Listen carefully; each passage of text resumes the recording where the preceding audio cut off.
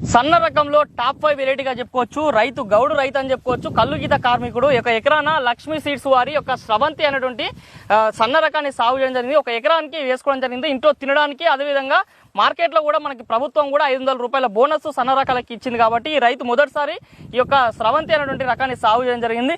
చెప్పండి అన్న, ఎంత దిగుబడి వచ్చే అవకాశం ఉంది మీకు? ఇది ఒక ఎకరాకి ఎకరాకి ఒక 35 క్వింటాల్ వచ్చే అవకాశం అయితే ఉంది. 35 క్వింటాల్. ఎన్ని రోజుల పంట ఇది? 120 రోజుల పంట కాలం. 120 రోజుల పంట కాలం. ఎట్లా గొలుసుకి ఎన్ని గింజలు పడుతున్నాయి?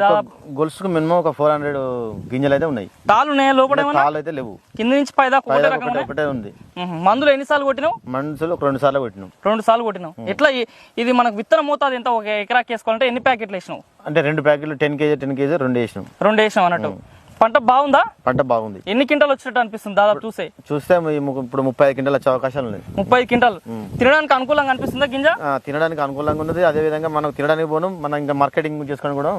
ఓకే. ఇప్పుడు రాబోతున్న సీజన్ లో వానాకాలంలో వేయాలనే ఆలోచన ఉందా? ఉంది. మళ్ళీ ఇదే సీడ్ వేయాలనే ఆలోచన అయితే ఉన్నది. విత్తనం కావాలనుకుంటే మన వీడియో పైన కనిపిస్తున్న మొబైల్ కాల్ చేసి ఆర్డర్ చేసుకోండి.